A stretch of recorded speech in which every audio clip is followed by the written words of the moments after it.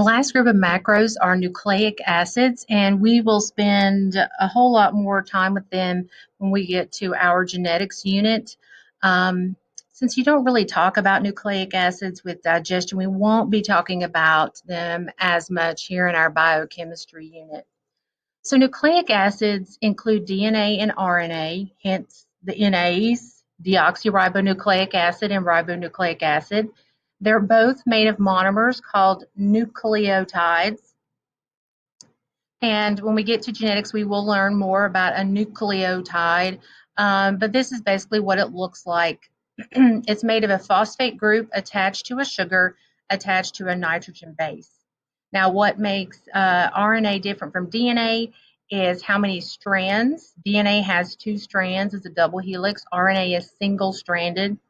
DNA has deoxyribose sugar, RNA has ribose sugar.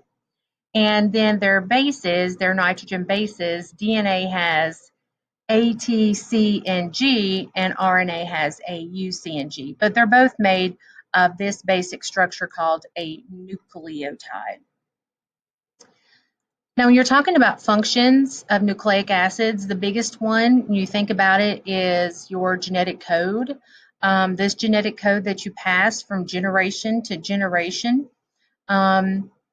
This code itself can be interpreted to figure out what the code is for. And when we're talking about what the code is for, we're talking about building proteins.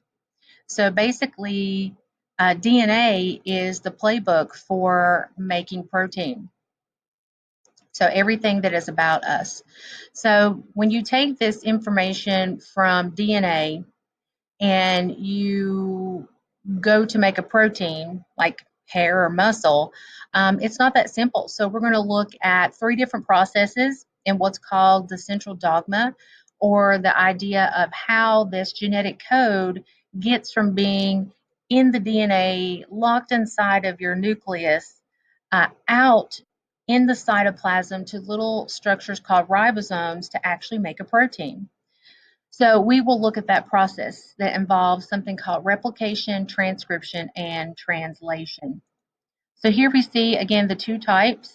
The DNA is the recipe book, the instruction manual, the playbook, however you want to think of it, and it does have this information, but it's huge. It's this double helix, so it's stuck in the nucleus. But its cousin here, RNA, is smaller, it's single-stranded, so it can take the instructions and leave the nucleus and go out, find a little ribosome in the cytoplasm, and make whatever protein that you need. But again, when it comes to nucleic acids, right now, I just kind of want you to know the monomers and what it does so that you can distinguish between the four different macros. But we will get into way more detail in genetics. So to be continued.